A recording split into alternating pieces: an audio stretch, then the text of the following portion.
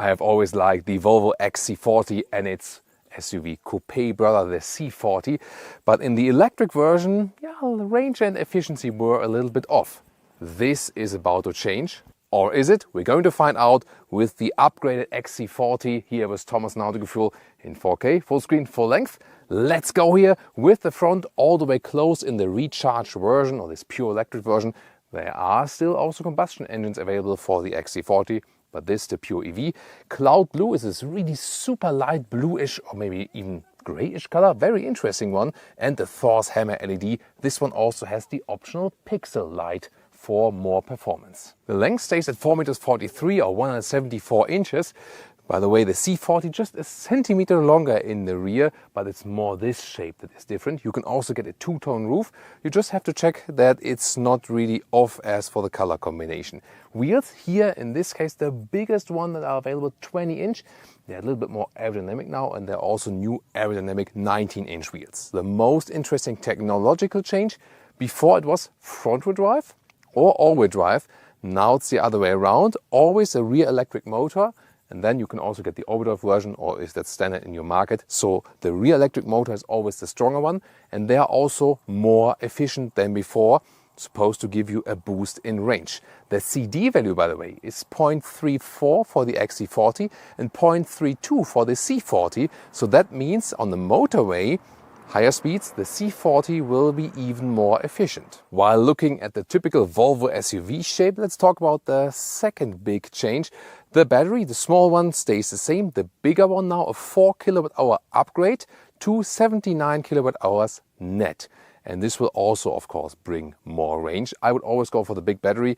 In some markets, the small one is even not available. And at the end of the review, we'll check out how much range we can score with that. And the charging upgrade here now, 200 kilowatt DC peak. That means 28 minutes from 10 to 80% state of charge. Turning indicators in the front look pretty fancy here. They replaced the Thor's Hammer daytime running light. Turning indicator in the rear. It doesn't seem like LED here. However, it has this pulsing effect, kinda. What do you think? Tell me in the comments. Oh, are we on? Sorry. Will it frunk or not? That looks clean. And yes, there is a small frunk underneath. Even here with this elegant back. Key fob, nothing special. Controls its side, not too practical, I found. Then door closing sound. It's actually quite decent. Then inside of the doors, here's also structured and soft touch material. Then you have this three-dimensional inlet right here, so it's actually quite likable. And also this felt covering on the inside. They also use recycled materials. Just the lower part here is hard pack. Seating position here is actually decently comfortable as for the ergonomics. And here 189/62 still have some headroom left here.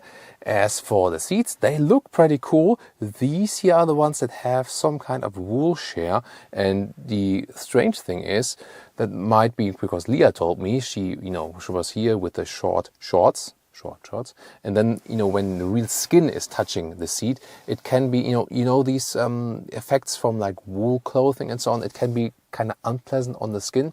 So I would actually prefer either the full leatherette seats. They're available in all market, or in UK or in Germany you can also get the seats that have the microfiber. Then also the whole car is animal free, not in this case for the wool share. Then the panoramic roof here. It's an option, and here you can also apply this shade. It's good for hot days, and this is also still one you can actually really open. There we go, and leave some fresh air in. Interior cockpit overview, it's simple and clean. Soft touch on the dashboard. Then this topography style here with these three-dimensional touchable inlets. Below that is also somewhat soft touch. A vertical screen, steering wheel also with animal-free material. And I like these matte buttons, rear buttons at the steering wheel for cruise control and to control the digital instruments. So not too much high gloss black here, just here. I really like the digital instruments. You can have this map view inside from the native Google Maps, but you can also deactivate it, so you can pick it depending on your liking, and it's just easy. You on the right side see the rig operation and so on the left side the speed. Infotainment system, here this tile view, and then In the lower part you have the climate unit. Here you can control the vent strength, but when you stay like this, then you can also have the individual, but it's not so easy to control. It's more a car where I leave 22 degrees Celsius outdoor, 72 degrees Fahrenheit. And then you also have this app view. Now also features YouTube apps. You can also watch YouTube movies, like the real YouTube app then, when you download it to this one. And it also supports Apple CarPlay here, this integration. Just not Android Auto, because they say, hey, we have this native Google and native Android Auto integration anyway. And that's why it's also a good thing here. You have Google Maps natively integrated. That's of course a cool thing. Also with calculations for charging stops and so on. So that's heads off and also quick, super good. And we still have a big manual volume jog here. Lower part, 2 USB-C chargers. This one for connection, the other one for charging only. Well, and then there's an inductive charging pad, but that one actually not cooled. If you have the highest trim here, you also get this crystalline-alike shifting lever. And you maybe heard it, when I put it to drive mode, the car also wakes up. Cup holders, adaptive, and so they also hold these bottles tight. Check. Then this armrest here, nice material. Underneath, more space. I would like to know from you, if you have an XC40, are you using this paper basket, this trash bin, the small one? Because, yeah, it tends to, hold your hand when you go in there, and then you can take the whole thing out, but I don't feel that it would be so useful. Or what do you think? Rear seats here on top of the rear doors. We also have soft touch and structured material. I like that. Overall nice from the build quality. Just the lower part hardback again. And then considering it's a short vehicle, it still fits here for 4 tall adults. Not too much space left, but it works. And also as for the headroom, once again the C40 would have a small compromise there, but it's not a large compromise. For XC40 versus C40, you rather decide on the design. And yeah, I mean the bench here is kind of upright, but it's still fine, and it feels more spacious than it looks like actually. Now to the trunk or the boot, 450 liters for the XC40. The C40 would be a little bit limited here in height, but that's it actually. Here 2 times suitcase and backpacks, no problem. Width almost a meter or 40 inches, and the length is a little bit less than 90 centimeters or 35 inches. Already folded 2/3 of the seat, 1/3 is the other one. And here underneath you can have this splitter, it's actually quite good, and then have more space underneath. And then here on the right side there's a button that unlocks this towing hook, and it's semi-automatic. As you see, I just touch it here that I don't get my hands dirty. There we go, and I have to push the button again, and then you have to push it back. What I also want to show you here on a parking lot, when I have the seat belt not on, which you shouldn't do of course, but just want to show you the warning chime there for the seatbelt. I think that's one that is not that annoying, but still it is present enough, so I think good move. Volvo XC40 EV or Recharge, we start with an acceleration onto the motorway from 50 kilometers an hour to 100. Let's see, let's go. Plop, that's it. Woo! Yeah, this all-wheel drive model is really quick. The acceleration figure from 0 to 100 kilometers an hour, or 0 to 60 miles an hour, is always under 5 seconds here with this all-wheel drive model. Over 7 seconds with the rear-wheel drive only model, if that's available in your market. For example, the US versions are always with the dual motor, and whoo, that's really quick, and it feels even quicker than before because it's still a little bit adrenaline rush here. And that's a Volvo XC40, compact SUV, not like a real sports car or something. So the cool thing is that with this new setup, where the rear-wheel drive motor is either standalone or in the overdrive configuration, it's the stronger one, you're getting the push from the rear before you get the pull from the front, and it just feels better and sportier by that way. Also, when you're just slightly on the throttle, you always feel that push from the rear. That's just more driving fun, and soon we'll also go up a mountain, dynamic driving. There we will feel this new setup even more. And then of course efficiency, now more efficient, the electric motor itself, and also the front motor can be uncoupled when it is not being needed. That's of course also good for efficiency. Interesting also talking about efficiency, as for the recuperation, which is now set all the tone to adaptive recuperation. I can show you. Here in front of us, this is the C40. You can see the different roofline, more or less the same vehicle, but the CD value is a little bit different, as I told you earlier. 0.32 for the C40, 0.34 for this one. CD value, when it's higher, it's always worse in this case. And so, especially on motorway driving, the C40 will be more efficient. But then with the recuperation, there's not that I would pull the lever back to like a B mode or something. And when I just lift the throttle and there's a car in front of us, I have no cruise control set. Still, the speed is being reduced. Let me approach the vehicle here one more time. And now I go off the throttle. See here, recuperation is active, full recuperation, because there's a car in front of me. Now, car is gone. It's like being scripted, right? So here now, go off the throttle, no recuperation, the car is just rolling.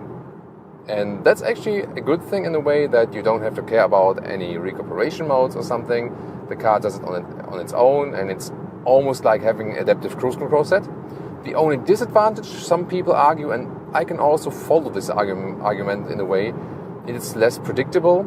So, for example, to have it even better as for the whole driving feeling for the passenger here, it's sometimes good that you exactly know what the car is doing and that there are no additional G-forces being applied when you don't expect it. So this is definitely pro and contra. For the driver, it's definitely more convenient in a way. I think you can follow this argument. BMW is also tending in this direction. I can, of course, also set the cruise control. It also has an active cruise control setting. You can switch it, and here, for example, the car is being actively kept in the lane. It's also actually well done. It's a smooth process. The radar sensor, also to enable this new adaptive recuperation, radar sensor has been changed. And now here, we said keep this hands on the steering wheel.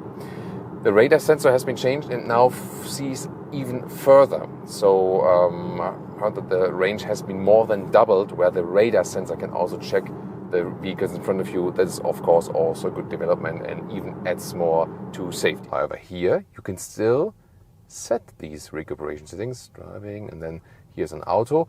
If you put it to off, then it's always just rolling. Or if you put it to on, when you then lift the throttle, then it's always a hard recuperation. Here on the motorway, it's actually reasonably silent, good upright seating position. You feel you have a small compact SUV, yes, but the seating comfort is good, the general seat ergonomics and so on, so you can also imagine longer trips, although it is still a small vehicle. That's of course a good thing then to have. Really nice, these turning indicators, how they are cascading there. That's always a very cool feature. This vehicle here we have also equipped with the optional pixel LED. Yeah, they tend to be really expensive when you add all the options. That's the downside. As for the steering feel here already, it's actually quite good. Not the most natural feeling. It feels a little bit artificial, but it is comfortable to steer. You don't need much force, and you also have a reaction in small degrees angles, so it doesn't deceive you in any way. So I'm overall also happy with the steering feeling. So two very important things now to come, and the one is definitely the efficiency on long term and so on, and the other one is the dynamic driving. That's coming up right now. Now let's move it in an agile way. Also here uphill, has a lot of power reserves. It's almost a performance SUV. I mean, almost it is a performance SUV acceleration wise. The suspension is also rather stiff, I would say, and especially here the combination with the 20-inch wheels we are driving. When it's a little bit uneven on the road, then it can get bumpy. However, here now, good roads, then it feels really cool and sporty. As I said, the steering lacks a little bit natural feedback, so I don't know exactly what I'm doing, talking on a high level here.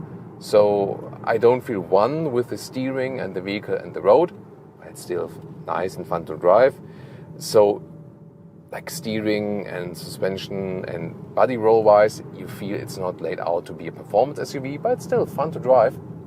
The seats, of course, are also not laid out for performance driving, so they lack a little bit of side support, so that's not the main focus of this vehicle. but it's still nice in a way because it has these compact dimensions and so on. And yeah, accelerating out of the corners here, that's the most favorable part here now with this upgrade, because it's just feeling so much sportier. You remember, when you're getting more power on the front wheels, you rather have understeering. Here, when you have more power at the rear wheels, you rather have oversteering. And yeah, I mean, considering, but it's just, wow, what a panoramic view.